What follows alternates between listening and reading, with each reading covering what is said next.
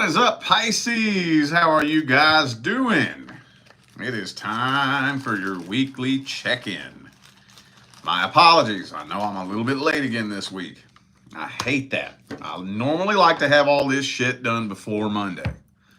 Past couple weeks, though, this coming out of Mercury retrograde has been hard, man. This has been one of the hard ones. And all kinds of life shit got in the way, So hopefully we get all this shit sorted out this week and get everything back in order, But anyway, here we are. The show must go on. So weekly check-in time. We're going to see what's going on with you guys and what the energies look like in the third week of August. If any of you are in need of a personal reading, you can always just go straight to my website if you want, tarotwithrich.com. But you can check the description of the video. I have a link for my website and all kinds of other good shit right down here in the description. All right. I don't want to keep blabbing. Let's jump into this. What can we tell Pisces about their situation and the person they're dealing with? Universe, third week of August. What can we tell the Pisces family? Oh, King of Wands reversed. Uh-oh. Hang on.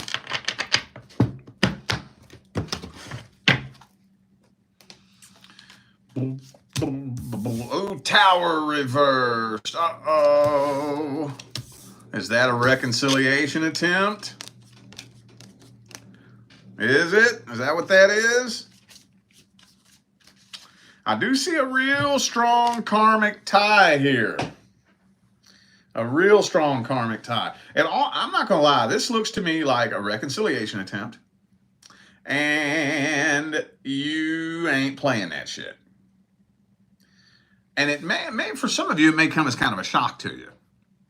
Because some of you are hoping and waiting and wishing for a reconciliation attempt, And you're painting up that scenario in your mind of, how you would love that or whatnot. And then when it comes to reality, when you're actually faced with the situation, it's not what you had painted it up to be in your imagination. So you make a decision that you didn't think you would make. And it's looking to me like you're saying, fuck this. Fuck this shit. Because maybe you can just see that now you got your priorities in order. You ain't trying to play no games. And you just suspect, allegedly, that maybe this person is just still trying to bullshit and play fucking games. Allegedly, this isn't their energy and intentions yet. Maybe you're right, maybe you're wrong. I don't know. But, yeah, okay. All right, well, cool, man. Ain't nothing fucking wrong with that, though. All right, let's not waste a bunch of time on that. Let's get to the good shit. What is their truest, deepest feelings, energies, and intentions?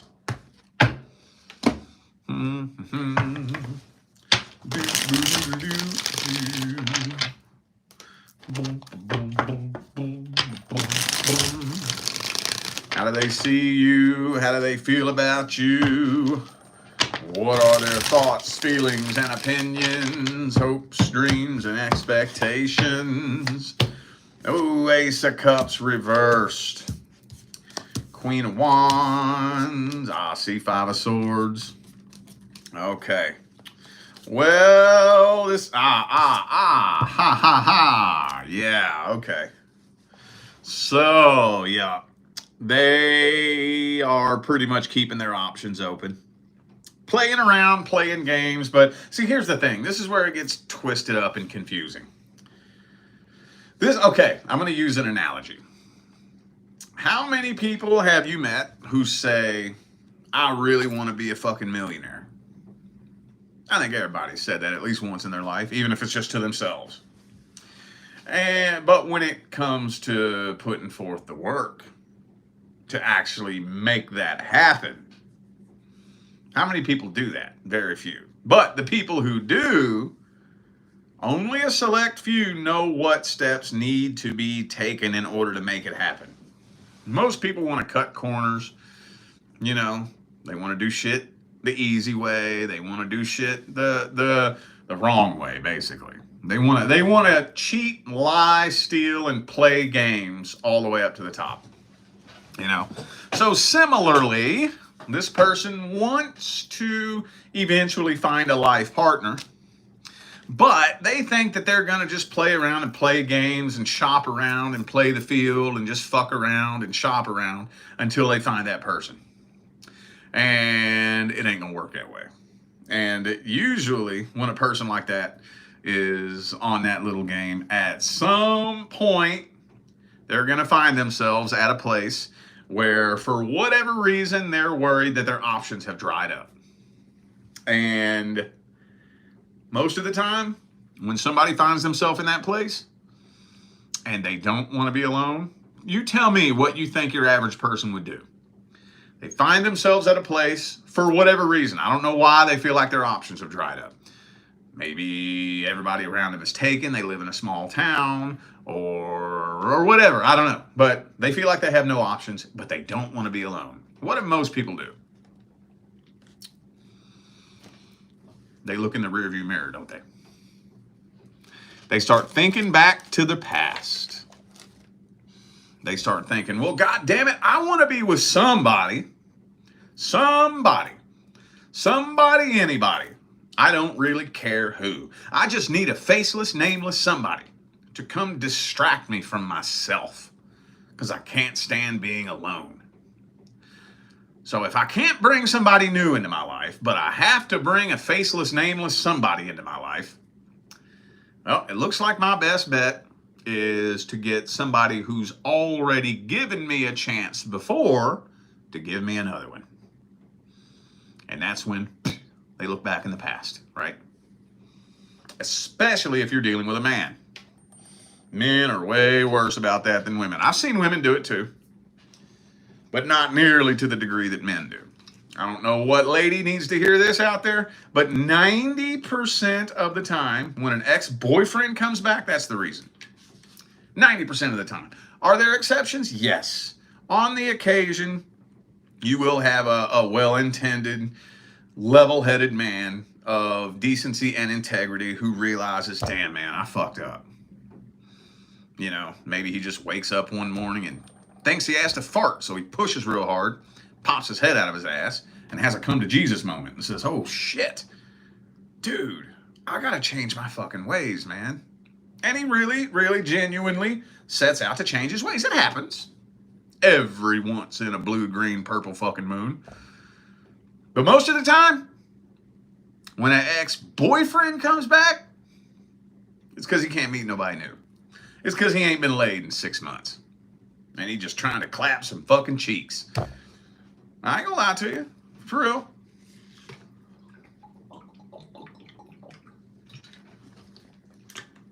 Anywho, I ain't trying to trail off. Yeah, so according to the first spread, and then their actual feelings, energies, and intentions, I think most of you are on point. Your intuition is on point about this person. All right. Any advice? I don't think that needs advice, but I could be wrong. Let's see if any advice wants to come through. Bum, bum, bum, bum, bum, bum, bum, bum. Bum, bum, bum, bum, bum. Bum, bum, bum, bum, bum, bum, bum. Boom. Six of Swords reversed. Yeah. Ooh, you know what? Okay. Okay. So for the very most part, I think this is a situation that needs to play out the way it's going to play out. For the very most part. The only thing that I think that I would say is that you follow that intuitive feeling. It's really easy for people to find themselves in this situation, and you know, your gut, your intuition, your higher self, your guides, everything is screaming at you. But all it takes is that one little egoic thought to get a hold of a megaphone and scream a little bit louder than the rest of all that shit. And then you tune into that and start thinking, well, what if? What if things have changed? What if my intuition is lying to me? What if? And then they start second guessing their intuition. And then they end up just getting sucked back in and going through a repeat of a past cycle. And again, in retrospect, there's nothing wrong with repeating a past cycle as long as you fucking learn from it. But all I would say is don't spend too much time trying to overthink this situation. Don't spend too much time trying to figure it out. Pay attention to the feeling. If the feeling is off, don't question it. Don't judge it either. All right? That's the hard part. Because this ego, this thing here is a son of a bitch. This little 3-pound gelatinous mass floating between our ears, it's a motherfucker, man. It is constantly trying to figure everything the fuck out. And getting it to shut up and get out of the way can be a bitch sometimes. But do the best you can to just go with the feeling. Don't try to figure it out. Don't judge it. I don't know why it feels off. Worst case scenario, maybe I'm just fucking tripping. Maybe it's me. Maybe I'm just psycho. Oh, well. Well, then I don't need you in my fucking life anyways. Because if it's just me, if I'm bent out of shape enough to be tripping about you when you have nothing but the best of intentions, I'm going to sabotage this shit anyways. So it doesn't matter why it feels off. I don't care why. All I know is it feels off and I don't want this energy in my field right now. That's all I know. Maybe I'll figure it out later. Maybe I won't. Give you a little hint. Give you a little hint. If you're patient, the universe will show you. Don't question it. See, I don't know who needs to hear that. I don't care who you are. I don't care why you're watching this video. A spiritual path, a real spiritual person is not a person that has everything figured out. Okay? That's a big misconception in the spiritual community because everybody's trying to figure everything out. How do I make this happen? How do I make that happen? When is this going to happen? How is that going to happen? Where is this going to happen? Right? That ain't the way it fucking works at all. At all. You know what a spiritual path is? You know those people who are really in touch with the universe? And the most world-renowned channelers, psychics, manifestors, the people who are just like really spiritual and walk a hell of a spiritual path, you know the only thing they have figured out? How to get the fuck out of the way. That's it. How to get the hell out of the way. I don't know how this is going to happen. I don't know why. I don't know when. I don't know where. Unless I need to know. Right? It doesn't work. People get misunderstandings about psychics and channelers and readers and shit like that to where they think, oh, let me just tap in and, oh, I can see how this is going to... No. That's on a need-to-know basis. If the universe needs you to know, then yes, it can give that information as a download to a psychic who needs to give it to you. But just on command like that, a spiritual person gets the hell out of the way and just lets the universe do what it's got to do without questioning it. It has a relationship with the universe. The universe tells me something, I don't fucking question it.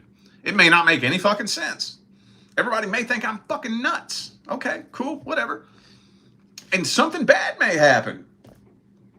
Maybe I end up going through something very challenging, you know, and everybody's like, oh, you're an idiot. Oh, you thought that you were listening to the universe. Oh, I step back and I let it happen. I let things unfold and the weeks go by and the months go by and everything's unfolding. And then the next thing you know, things come together and come full circle and everything flips and the tables turn. And then that's when everybody's like, oh, how the fuck did you do that? I didn't do shit. I got the fuck out of the way and just let the universe do what it needed to do. Whatever that bad thing was that happened in my life, that needed to happen. I didn't know why. It wasn't what I had planned, but that's what the universe had planned. I had no clue that it was going to happen. When, where, how, or why. But when the universe is fighting to make something happen, get the fuck out of the way. Let it do what it's got to do, and it will show you. Don't judge the situation. Follow the feeling, and I promise you, give it a year or two. You'll look back on this and go, oh, okay, touche, universe. Now it makes sense. All right, I trailed way the fuck off on that. It's time to shift gears now. Let's see what's going on with the single Pisces and the person that you're interested in. What's happening, man? With the single Pisceans and the person that you're interested in.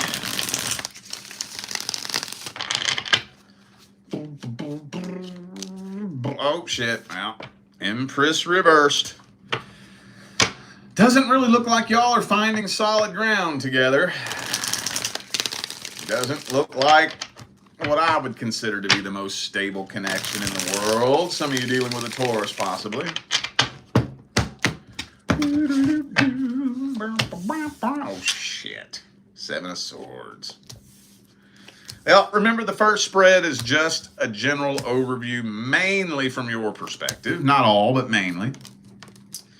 Got a little bit of codependency energy going on in here. I don't want to talk about that. I'm going to try to avoid that and bypass that, because I really don't feel like talking about that tonight.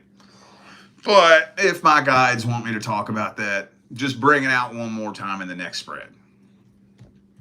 But I'm going to avoid that right now. So, a little bit of, actually a lot of codependency energy. I got both the codependency cards right here.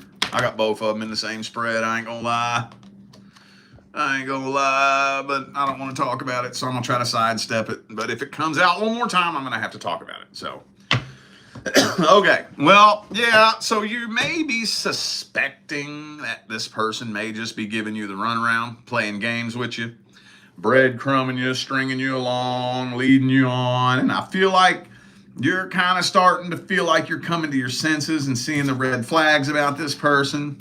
But then at the same time, you got this internal mental battle because you don't know if it's your ego or your intuition. Okay, hence the shit that we just talked about, you know, that battle that's going on in there.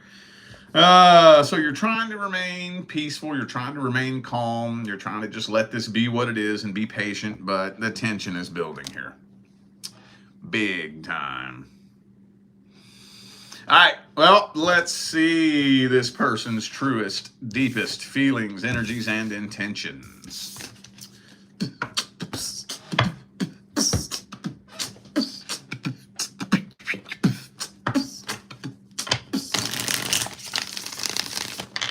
What's this person's truest, deepest feelings, energies, and intentions? How do they see you? How do they feel about you? What are their thoughts, feelings, and opinions? Hopes, dreams, and expectations? What's their energy look like in general? What kind of person are they? Two more shuffles. 1 and 2. Whoops.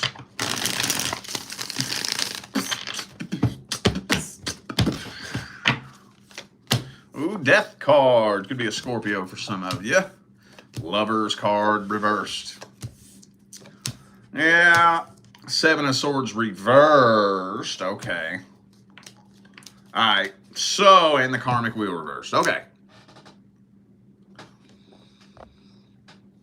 So, are you intuitively picking up on something that's off about this person? Yes. But this goes back to what we were talking about 5 minutes ago or so. Is it what you think it is? No. This is another one of the many reasons why, just a minute ago, I was telling you, don't try to figure it out. Most of the time, you're probably going to get it fucking wrong, trying to figure it out. But, to be fair, I could see where you could come to that conclusion. I could see that. See, the ego is constantly working overtime to do 2 big things. Safe from what? Safe from things that have happened to you in the past. That's all this thing is a record of past experiences. That's all this is. So the only thing the ego really has to go on is what it's experienced in the past. So it's constantly working overtime, sifting through all the information it's collected in the past and working overtime to try to figure out how to use all that information to carve out the safest, smoothest, happiest pathway moving forward. But it doesn't know that it just doesn't have the capability to navigate something unlike anything it's experienced before. It thinks it can't, but it can't. So what's happening here is what you're picking up on is the fact that this person does feel an abnormally strong connection with you. They feel a really strong feeling of soul recognition. But I don't think that they're giving themselves permission to explore this connection in the form of an emotional connection. Does that make sense? Does that make sense? Especially if you are dealing with an analytical individual such as an air sign or an earth sign. Air signs and earth signs are much, much more likely to logically, critically, and analytically sort through their feelings, right? And compartmentalize them, and put this feeling here, put that feeling there, figure out why this feeling feels this way so I'll know where to put this one. And then once I figure this feeling out analytically, then I'll figure out what I want to do with it. Air signs and earth signs are much more prone to operating that way, and you are not. Unless you have maybe a really heavy air or earth influence, but Pisces typically don't roll like that at all. So that could cause some energetic fucking shit shows if you connect with somebody like that. Now, it's not a guaranteed deal breaker, not really. But when it gets to a point where this person is refusing, it's one thing to want to analyze your feelings. It's another thing to refuse to feel those feelings if you don't understand them or if they scare you. All right? Because while you're sorting through this feeling based on what you've experienced in the past, so are they. Right? They're doing the exact same thing. Like frequency attracts like frequency. But they're responding to it differently than you. So what they're doing is they're putting a wall around their heart. And they're not giving themselves permission to explore this connection emotionally.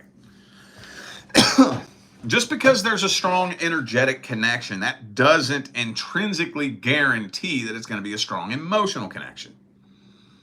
Not intrinsically. Oh, it can. Oh, it can. Oh, an energetic connection can definitely hit you in the feels, but it doesn't have to. Doesn't have to, especially if you're dealing with somebody who is more analytical than emotional. But are they playing games and playing with you and doing all that shit that you think they're doing? No. No, they're not.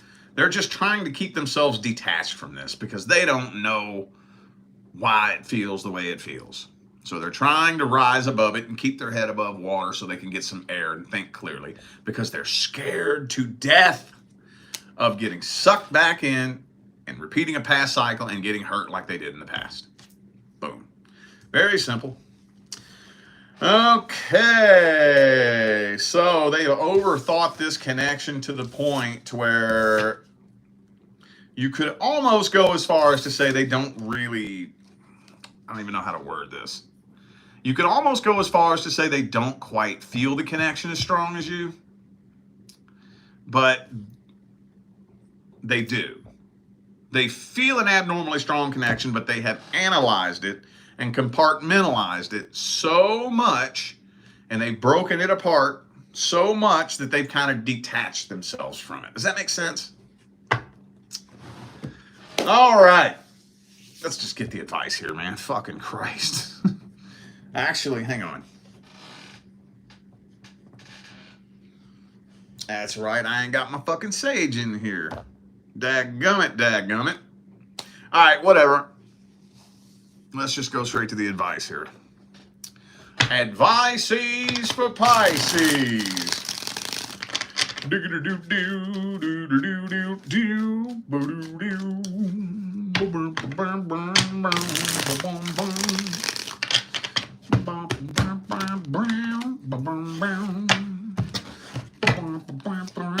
Oh shit, man. Straight out the gate. You know what that is? That's the Eight of Cups. You know what that means? Well, just look at it real close. What is the individual doing in this card? This individual is walking away, right? So when the Eight of Cups comes out as the overall energy, as advice, that's saying walk the fuck away. I want to see what I can do with this though. Hang on. Let me see if I can tweak it a little bit.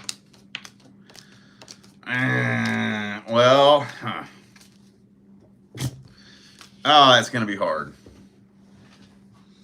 It's going to be hard. Because here's the thing. In order to try to influence this situation without manipulating it and get it to work successfully in your favor, that would involve getting this person to let their guard down and let you in. All right. First of all, you can't make anybody do that. Right.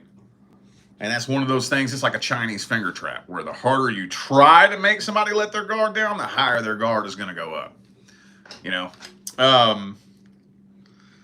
the only thing you could really do is have a conversation. But if you have a conversation with this person, then, like I said, this person is the logical, analytical type of individual who is analyzing everything. So they've already got their navigation of this energetic connection sorted out in their mind, logically and analytically. So the likelihood that if you start a conversation with this person about, connecting at a deeper level and taking this further, you're going to be trying to pull it down into the emotional waters, and they're going to be trying to swim to the surface to get air. And it's going to cause a tug of war, right? It's going to cause a tug of war, and tension is going to build. Unless the off chance that you figure out how to say that one thing that really makes something click in their mind, and that is a tedious game. You want to talk about a slippery slope. Oh, that is the slipperiest slope in the history of slippery slopes. Because like I said, you can't make them do it. And if you try to make them do it, I promise you it's going to have the reverse effect. You can't demand that somebody let their guard down. You can't shame someone into trying to let their guard down. You can't guilt trip someone into letting their guard down. All that's going to do is trigger their defenses to go even higher. So in the off chance that maybe it's not one thing that you say, maybe it's the vibrational state they're in when you say it and how they receive it.